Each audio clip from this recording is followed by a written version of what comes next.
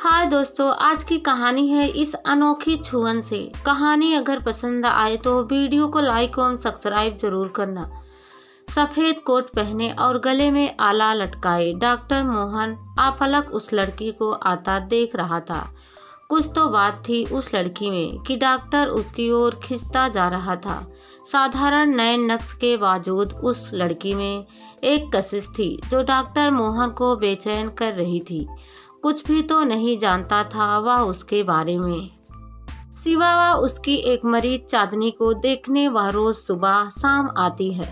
6 महीने से यह क्रम चला आ रहा है, जबकि वह जानती है कि उसका आना चांदनी को पता नहीं चलता क्योंकि चांदनी कोमा में थी। आज डॉक्टर मोहन ने तय कर लिया था कि वे आज उससे कुछ पूछेंगे। गुड मॉर्निंग डॉक्टर, आपको कुछ चाहिए? नहीं धन्यवाद, मैं किसी की प्रतीक्षा कर रहा था, कहते हुए डॉक्टर मोहन रिस्पॉन्स से हटकर उसके पीछे चल दिए। उसके मरीज चांदनी एक साधारण परिवार से थी। किसी हादसे से कारण वह कोमा में चली गई थी।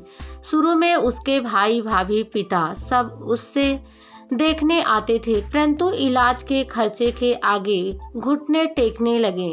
अस्पताल से दबाव पड़ा कि और पैसे जमा करो या मरीज को घर ले जाओ, तो परिजनों ने आना बंद कर दिया। बेचारी को अस्पताल के रहमो करम पर छोड़ दिया, परंतु यह लड़की लगातार सुबह शाम आती रहती है। वार्ड में वह चांदनी के सिर पर स्नेह से हाथ फेरते हुए कुछ बोल रही थी, जबकि चांदनी सुन नहीं रही थी। पीछे खड़े डॉक्टर मोहन सुन रहे हैं। वर्षा कह रही थी, तुझे ठीक होना होगा चांदनी, मैं तुझे इस तरह से नहीं देख सकती। आपका विश्वास से ठीक करेगा मिस डॉक्टर। मोहन ने अपनी बात अधूरी छोड़ दी। डॉक्टर ने पूछा, आपका क्या नाम है? मेरा नाम वर्षा है डॉक्टर, वह उठती हुई बोली। वर्षा जी, आप इनकी बहन हैं? नहीं डॉक्टर, यह मेरी सहेली है। सहेली? आप सहेली के लिए? डॉक्टर मोहन को कुछ सूझा नहीं तो वे चुप हो गए। जी हाँ, मैं अपनी सहेली के लिए ही आती हूँ। आपको एतराज है क्या डॉक्टर? वह सीधे डॉक्टर की आंखों में देख रही थी। क्षमा करे, आपकी भावना को आहत करने का मेरा इरादा नहीं था, पर आजकल आप समझ रही हैं ना वर्षा जी, मैं क्या कहना चाह रहा हूँ। जी डॉक्टर, समझ रही हूँ। मैं भी क्षमा चाहती हूँ, मुझे इस तरह उत्तेजित नहीं होना चाहिए था। क्षमा तो आपको मिल सकती है वर्षा जी, अगर आप कैंटीन में चलकर मेरे साथ एक कप कॉफी पिए। अपने हाथ में बंधी घड़ी पर नजर डालते हुए वर्षा बोली, लेकिन मुझे जाना है, क्या 10 मिनट भी नहीं निकाल सकती? ठीक है, 10 मिनट तो है, आइए। दोनों मौन कैंटीन की ओर चल दिए। वहां पहुंचकर डॉक्टर मोहन बैठने से पहले काउंटर पर 2 कॉफी बोल आए।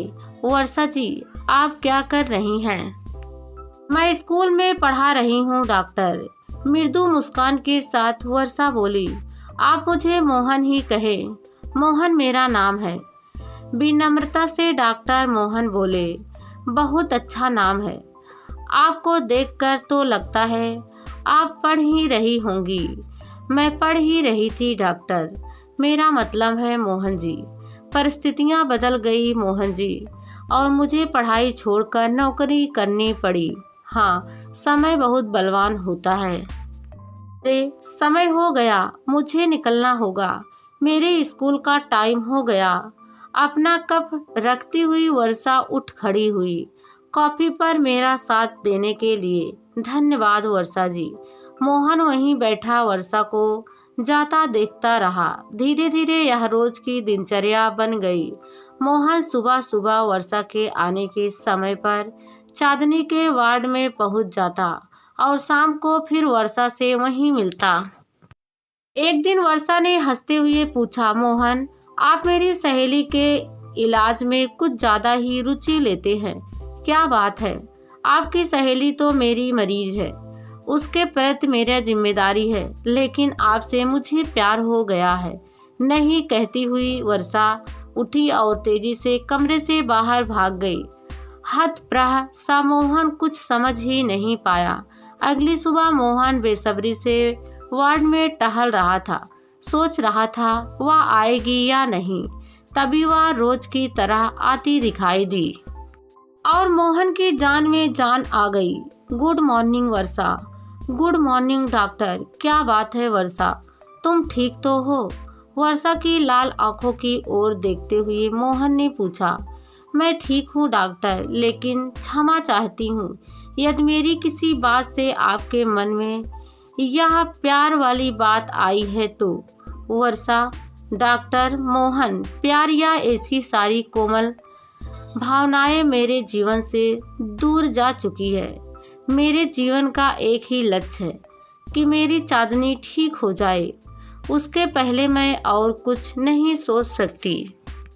तुम्हें पता है चांदनी ठीक भी हो सकती है और जानती हूँ आप सब डॉक्टरों यही बताया है। फिर अपने जीवन का निर्णय लेने का अधिकार तो मुझे है ही। वर्षा, तुम्हारा यह निस्वार्थ समर्पण तुम्हें औरों से अलग खड़ा करता है। एक मिनट डॉक्टर, मुझे महान समझने की भूल मत करिएगा। तुम महान हो वर्षा, जो जीवन में अकेला होता है। इस निर्छल स्नेह की कीमत वही जानता है। आज से 4 वर्षों पहले जब मुझे पहली सैलरी मिली थी, तब मैंने अपने मम्मी पापा को तीर्थयात्रा के लिए भेजा था। यह उनका सपना था, परंतु मेरा समय देखो। लौटते समय उनकी बस खाई में गिर गई और कोई नहीं बचा। डॉक्टर होकर भी मैं कुछ नहीं कर सका। मेरी दुनिया उजड़ गई। मैं बिल्कुल अकेला हो गया। इस दर्द को मैंने भोगा है। फिर मैंने चांदनी को अकेले होते हुए देखा, परंतु समय की बलवान है वह कि अपनों द्वारा छोड़े जाने के बाद भी तुमने उसे नहीं छोड़ा। तुम्हारे लिए मेरे मन में प्यार के साथ साथ बहुत आदर भी है। नहीं डॉक्टर मोहन, मैं इस प्यार और आदर की योग्य नहीं हूँ। जहाँ तक बात अपनों के तिरस्कार की है, तो डूबते सूरज को कौन जल चढ़ाता है। और अगर मेरी बात करे तो यह मेरा प्रायश्चित भी है। कहीं ना कहीं मैं खुद को दोषी पाती हूँ। भरोसा कर सको तो मुझे पूरी बात बताओ, पर प्लीज मुझे मोहन ही कहो। भरोसा तो जाने क्यों आप पर हो गया है। और जहाँ तक अकेलेपन की बात है, तो चांदनी का साथ देने का निर्णय लेकर मैं भी पूरी तरह अकेली हो गई हूँ। बैठो। स्टूल वर्षा की ओर खिसकाते हुए डॉक्टर मोहन बोले। दोनों चांदनी की बेड के पास 2 स्टूलों पर बैठ गए। वर्षा शून्य में देखती हुई बोली, मेरे मम्मी पापा नहीं हैं, केवल भाई भाभी हैं। उन पर मैं बोझ हूँ। चांदनी के पापा हैं और भाभी भी। भाभी को वह फूटी आँख नहीं सुहाती। दुनियादारी निभाने कुछ समय वे लोग अस्पताल आए और अब खुश हैं कि उसकी शादी का खर्चा बचा। अंकल खुद बेटे के ऊपर ही आश्रित है। हम दोनों सहेलियां बचपन से साथ ही पढ़ी हैं। घर हमारा भले ही दूर था, पर मन बहुत करीब था। हमारे दर्द साझा थे। हम दोनों पढ़कर अपने पैरों पर खड़ा होना चाहते थे, परंतु चांदनी के जीवन में तपन नाम का एक लड़का आ गया। दोनों के बीच गहरा प्रेम था, ऐसा मुझे लगता था। चांदनी मेरे घर आने का बहाना कर तपन के साथ समय बिताती थी, पर हमेशा मुझे बता देती थी ताकि मैं घर वालों के प्रश्नों को संभाल लूं। सब कुछ ठीक ही चल रहा था। उस दिन तपन ने मुझे फोन कर कहा, मैं चांदनी को सरप्राइज देना चाहता हूँ। चांदनी को विराट होटल के कमरा नंबर 16 में भेज दो। मेरा जन्मदिन है और मैं चाहता हूँ कि मैं आज के दिन ही उसे प्रपोज करूँ। मैं बहुत खुश हो गई और उसके सरप्राइज में शामिल हो गई। चांदनी को फोन करके वहाँ बुला लिया। यह सब बोलते बोलते वर्षा फपक कर रो पड़ी। मोहन ने उठकर उसे गिलास में पानी दिया। शून्य में देखते हुए ही उसने पानी पीकर गिलास मोहन को पकड़ा दिया। मैं चांदनी के फोन की प्रतीक्षा कर रही थी, पर उसका फ़ोन नहीं आया। मुझे बहुत गुस्सा आ रहा था कि इतनी बड़ी बात वह मुझे क्यों नहीं बता रही। जब नहीं रहा गया तो मैंने उसे फ़ोन लगाया पर फ़ोन नहीं उठा। थका हार कर मैंने उसकी भाभी को फ़ोन मिलाया। वे बोली, तुम्हारी सहेली तुम्हारे घर जाने का बहाना कर जाने कौन सा गुल खिलाने होटल विराट चली गई थी। वहाँ गिर गई है, पता नहीं बचेगी कि नहीं। हम लोग अस्पताल में हैं। मैं भागती दौड़ती अस्पताल पहुँची। उसकी हालत देखकर साफ पता चल रहा था कि उसके साथ ज़बरदस्ती करने की कोशिश हुई है। मैंने पुलिस को, भैया और अंकल को उसके होटल विराट जाने का कारण बताया और तपन का नंबर दे दिया। पता चला तपन एक रईस परिवार का बिगड़ा हुआ लड़का था और उसने गलत इरादे से चांदनी को वहां बुलाया था।